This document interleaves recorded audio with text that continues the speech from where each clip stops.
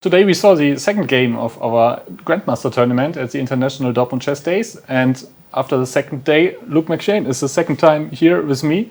Congrats, Luke, on your second win in this tournament. How do you feel after this game?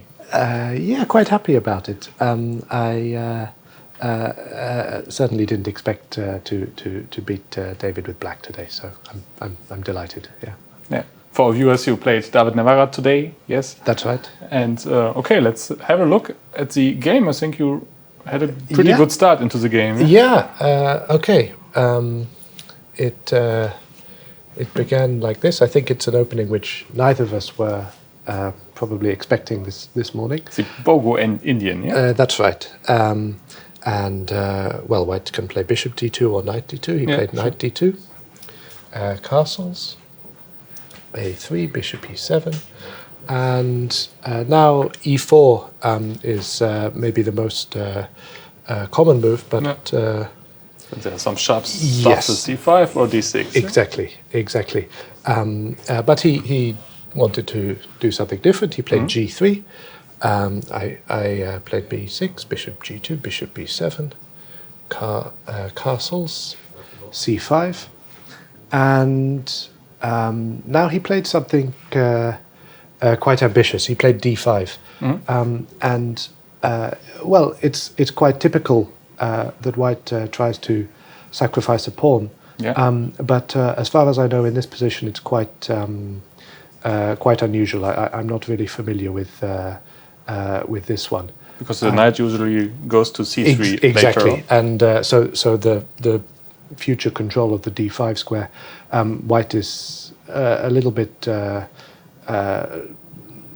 lacking, but okay, I wasn't. It's still kind of interesting. Knight h4. I played. Wants to go to f5. Exactly. So I played g6, and one alternative move actually was to play the knight back to b1 in order to win the pawn on d5, well, probably white can win the pawn, although I have some interesting possibilities. For example, knight h5 could be interesting, or I can also just let white capture the pawn on d5 and continue my development. But maybe that would have been perhaps a better way. But what he did was quite consequent to because it feels strange to put the knight back to b1. Exactly. So he took on d5. And I took, and he played e4. I played bishop c6.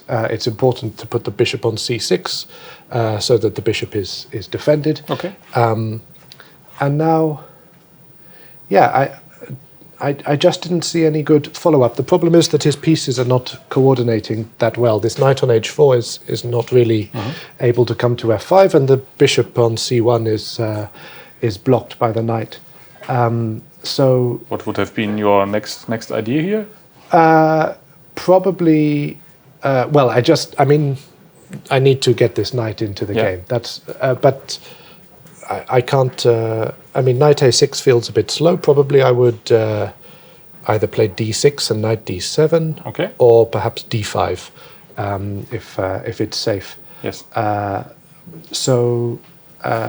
Well, probably what he should do is just play quietly, and then he's going to be a pawn down. I didn't see anything better, but he played in a more ambitious way, which is maybe understandable, but it seems to work out in my favor. So I played knight e8, and also taking h4. Yes, I'm now threatening this one.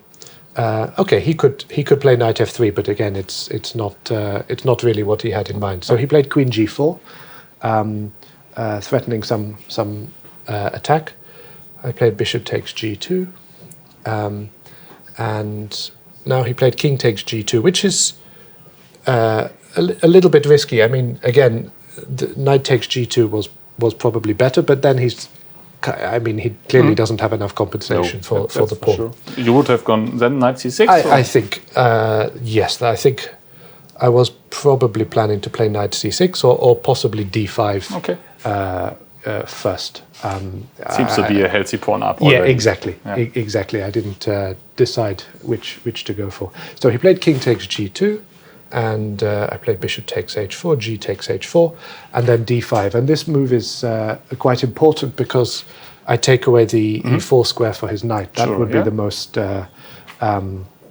harmonious way to develop.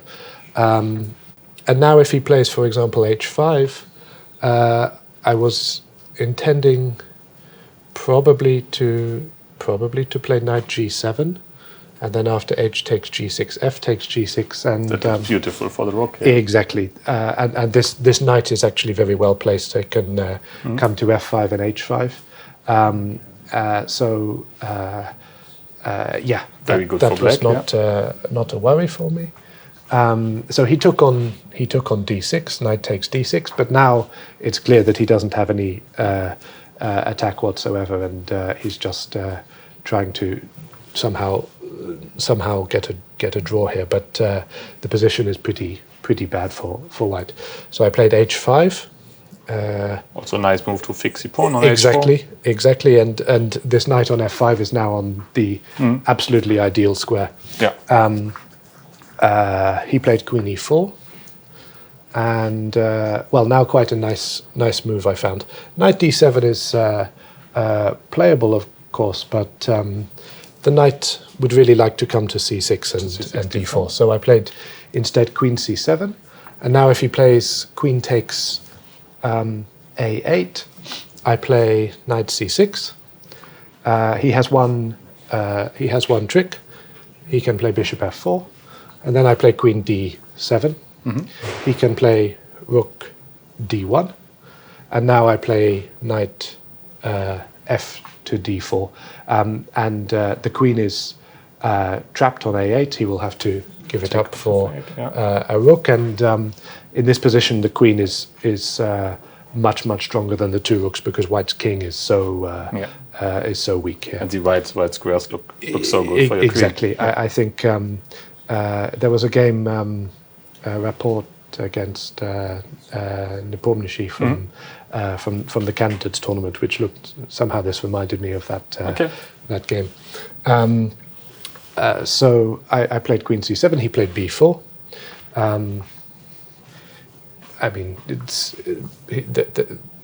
he doesn't have finish your anything better. development, and you have a pawn up and the better structure. Exactly. So he took rook e1, and now if I play rook e8, it's actually not so clear because in this situation his pieces are very active and my king is in a little bit of danger. So and you don't have to go for stuff like that. Exactly. I thought let's keep it simple and play queen d7.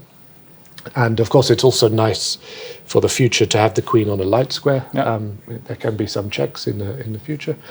So he played bishop g5, rook a e8, rook d1, and actually this move surprised me a little bit. At first, I thought it was impossible because of queen takes d1, but then he plays queen takes e8, and white's position is still quite bad, but he will be able to put up some fight in this endgame. So after rook d1, I found this stronger move, I think, knight d4. And now, now the queen is in a bit of trouble. He played knight e5. If he plays, for example, queen f4, then I could play, I think, queen c6, and this looks is very dangerous. This is going to be the I think white is just lost here. Yeah. So after knight e5, now I calculated rook takes e5, queen takes e5, f6, and the idea is that if he plays bishop takes f6, I simply collect the bishop, and these two knights are so incredibly strong. So yeah, white is just lost. He played queen takes c5, and now actually I thought my original idea was to play queen b7 check, which looks completely crushing.